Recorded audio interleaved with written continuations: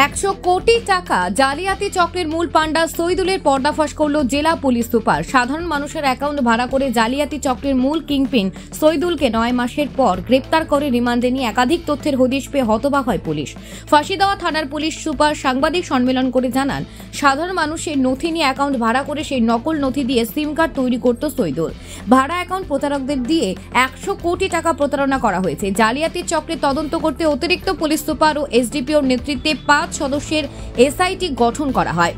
দেশের মোট 340টি অনলাইন প্রতারণার অভিযোগ এই ঘটনায় যুক্ত। ফাঁসিদেওয়া থানায় জালিয়াতিতে 8টি অভিযোগ দায়ের করা হয়েছে। ফাঁসিদেওয়া থেকে গুজরাট, মুম্বাই ও দিল্লির প্রতারণা দলের সঙ্গে যোগ ছিল সৈদুলের। শুধু দেশেই নয়, দুবাই, অস্ট্রেলিয়া, নিউজিল্যান্ড ছড়িয়ে পড়েছে জালিয়াতির চক্র। আজ ধৃতকে শিলিগুড়ি আদালতে পেশ করে রিমান্ডে নেওয়ার আবেদন করবে পুলিশ। পাশাপাশি সাধারণ মানুষকে প্রতারণা থেকে দূর থাকার বার্তা দেন পুলিশ।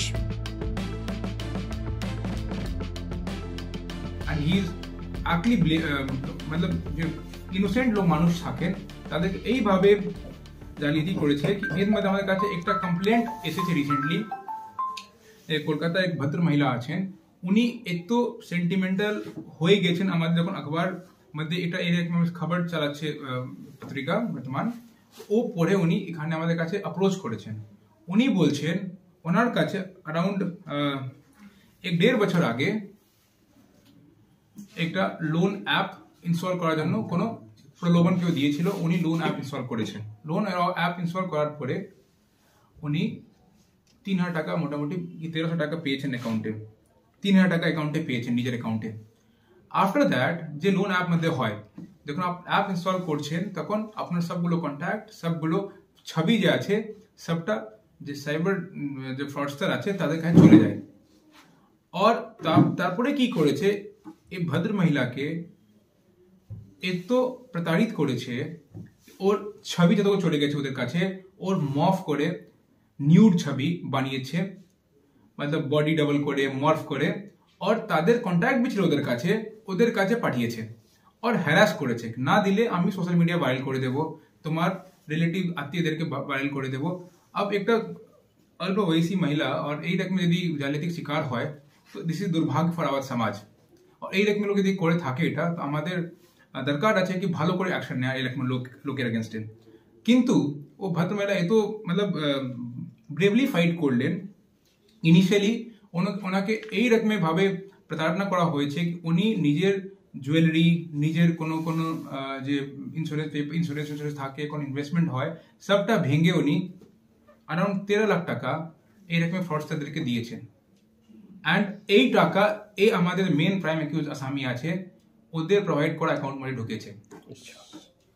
অ্যান্ড ও মহিলা আমাদেরকে বলছে, মতলব আপনি ভাবতে পারবেন না, কলকাতা থেকে উনি এত মতলব রাগ, রোষ অ্যান্ড মতলব ইমোশন নিয়ে বলছেন কি I wanted to commit suicide. And আমি যে পেলাম, আমার আশাকে হোপ পেয়েছি একটা। অ্যান্ড আমি তাই চাই কি যে হোক, যেভাবে হোক, যে এর মধ্যে ইনভলভ আছে সেটা ওই লোককে ভালো করে শাস্তি দেয়, যে আইন ভাবে যে করা হোক। উনি আমাদের কাছে ব্রেভলি এসেছেন আমাদের কাছে। অ্যান্ড এই রকমের ধারণার মধ্যে এটা এক রকমের অ্যাকাউন্ট হলো। এই রকমের ধারণা করলে আপনি যদি বলবেন অনেকগুলো সাইবার ফ্রড হয়, আমরা তাদেরকে অ্যানালাইসিস করলাম। আমাদের কাছে অ্যানালাইসিস করতে গেলে এখন অবধি দুটা লোক যে আছে, একটা তামিলনাড়ু থেকে আছেন আর একটা কর্ণাটকা থেকে আছেন। উনি আমাদেরকে অনলাইন মোডে আমাদের কাছে স্টেটমেন্ট দিয়েছেন। আর উনি বলেছেন ওর মধ্যে একটা লোকের আপনি ভাবতে পারবেন না 42 লাখ জালিয়াতি হয়েছে, সির্ফ এই অ্যাকাউন্ট প্রোভাইড যে করেছে ওর অ্যাকাউন্ট মধ্যে গিয়েছে। Now you understand how grave this case is. And কত লোকের, আমাদের মধ্যে অনেক লোক আছেন, আপনাদের মধ্যে অনেক লোক আছেন যাদের রিলেটিভ আত্মীয় কোনো না কোনো দিন সাইবার জালিয়াতির শিকার হয়েছেন। অ্যান্ড সবাই আমরা বলি কি করতে হবে। এই ধারণায় লোক যে আছে আমাদের লোককে বেवकूफ বানিয়ে অ্যাকাউন্ট প্রোভাইড করে, আর ওই অ্যাকাউন্টকে ইউজ করে সাইবার জালিয়াতির টাকা যে আছে ঢুকে ডিফারেন্ট ভাবে এক অ্যাকাউন্ট থেকে दूसरा অ্যাকাউন্ট থেকে तीसरा অ্যাকাউন্ট এটা যায় আর মানি লন্ডার করে। এটাও আমি বলতে চাইছি আপনাদেরকে, this is not just a gang localise to Phansidewa. এই যেখানে অ্যাকাউন্ট সাপ্লাই করতো ও যেত গুজরাট, অথবা মুম্বাই কিছু এলাকাতে যে আমরা ইনভেস্টিগেশনের মধ্যে পেয়েছি, ওখান থেকে সবগুলো সিম কার্ড অ্যান্ড অ্যাকাউন্ট ডিটেল যেত দুবাইতে বসে ভালো করে মানি লন্ডারিং के পুরো ব্যবস্থা ছিল ওখানে, সবগুলো অ্যাকাউন্টে অটোমেটিকলি টাকা ঢুকতো বেরোতো, টাকা প্রচুর ভাবে ম্যানেজ করতো ওখানে। আপনি ভাবতে পারবেন कि यदि আমাদের এখান থেকে লোক 2-3 হাজার অ্যাকাউন্ট দিয়েছে, প্রত্যেক অ্যাকাউন্টে 50 থেকে 60 হাজার যদি কামাতো, এই রকমের ডিফারেন্ট এলাকাতে সারা ভারতবর্ষে অনেক লোক আছে অ্যাকাউন্ট প্রোভাইড করে। নাও ইউ আন্ডারস্ট্যান্ড कि এই রকম বড় ধারণায় যে ক্রাইম হয়, ওর জন্য he is one of the element who is facilitating this crime.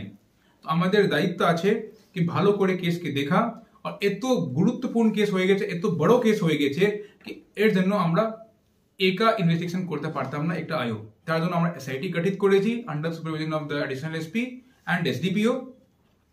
আর এর মধ্যে অনেকগুলো জিনিস আর আসবে। আমি তখন 70 থেকে 80 কোটি টাকা বলছি, আই এম 100% শিওর এর 150 থেকে 200 কোটি টাকা টাচ করবে যদি আমরা এটা ভালো করে আর খতিয়ে দেখছি। তো এর জন্য আমাদের টাইম লাগবে, তার জন্য যে আইনভাবে ব্যবস্থা নিতে হবে ওটা আমি ব্যবস্থা নেব। যখন আমরা ইনভেস্টিগেশন দেখলাম তখন দেখছি আমরা যে অ্যাকাউন্টগুলো যে আছে, অ্যাকাউন্টগুলো ডিফারেন্ট লোকেশন থেকে অ্যাক্সেস করা হয়েছে। তার মানে that is not only India, Australia, New Zealand, Dubai, Sri Lanka, সব জায়গা থেকে অ্যাকাউন্ট ইউজ করা হয়েছে। This is a international racket, I am telling you. তার মানে বাউন্ডারি ক্রস করে যদি মানি লন্ডারিং করছে, ওরা ভাবছে কি পুলিশ পৌঁছতে পারে না, that is the reason they are using the international border for that. But at least আমাদের রেসপন্সিবিলিটি আছে যেখানে যে ফ্যাসিলিটেট করছে ওকে ভালো করে ধরা আর ভালো করে ওর শাস্তি দেয়া ল হিসাবে। কিছু লোক গুজরাট থেকে এখানে আসতো और फिजिकली भी सिम कार्ड नहीं है तो एखान থেকে। This was such a big racket and this person was running a mobile shop and other E service centre जो है ওই রকম ধারণায় চালাতো এখানে। তো লোক শক করতে পারতো না আর এরকম জিনিস